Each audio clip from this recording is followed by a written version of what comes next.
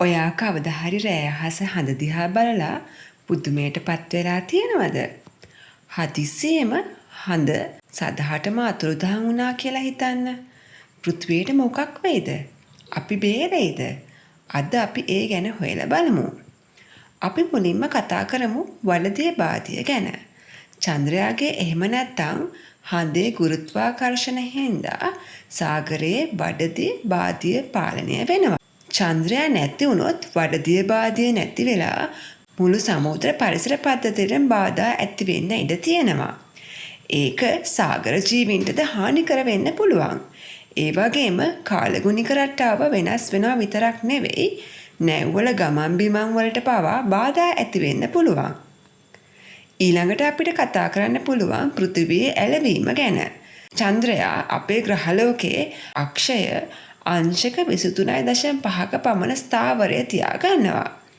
චන්ද්‍රයා නැති වෙලා අපේ පෘථිවියේ අක්ෂය වෙනස් වුණොත් අපේ දේශගුණය වෙනස් වෙනවා.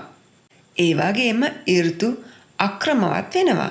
එහෙම වුණොත් අයිස් යුගයක්, එහෙම නැත්නම් අධික තාපයට ලක්වීම වගේ දේවල් වලට පෘථිවිය ලක් වෙන්න ඉඩ තියෙනවා. අපිත් ඇතුළුව පෘථිවි ජීවත් වෙන සියලුම ජීවීන්ගේ පැවැත්ම ඉතාම දුෂ්කර වෙන්න පුළුවන්. ඒ වගේම තමයි සඳේ දීප්තිය තිබුණ නැත්තම් අපේ රාත්‍රීන් ඉතාමත් අඳුරු වෙනවා. නිශාචර සත්තුන්ට දඩයම් කරන්න විතරක් නෙවෙයි එහෙ මෙහෙ ඇවිදින්න පවා නොහැකි වෙනවා. සත්තුන්ට විතරක් නෙවෙයි අපිටත් රාත්‍රී ගමන් බිමන් ඉතාමත් දුෂ්කර වෙන්න පුළුවන්. සඳ අතුරුදහන් වීම නිශාචර සත්තුන්ගේ මහා වදවීමකට පවා හේතු වෙන්න පුළුවන්. අපි විද්‍යාවෙන් ඔබට හිතුවොත් චන්ද්‍රයා සියවස් කරන ආවක් තිස්සේ අපේ ජීවිතයට නැතුවම බැරි මාතෘකාවක් වෙලා තියෙනවා. විවිධ ජාතීන්ගේ විවිධ ආගම්වල සංස්කෘතීන්වල චන්ද්‍රයා ගැන කියවෙන කතා තියෙනවා. චන්ද්‍රයා හදිසියෙම නැති වුණොත් ඒක අපේ සංස්කෘතීන් වලට කොහොම බලපායිද? ඉතින් අපිට චන්ද්‍රයා නැතුව ජීවත් වෙන්න පුළුවන්ද? ඔව්, සමහර විට අපිට පුළුවන් වෙයි.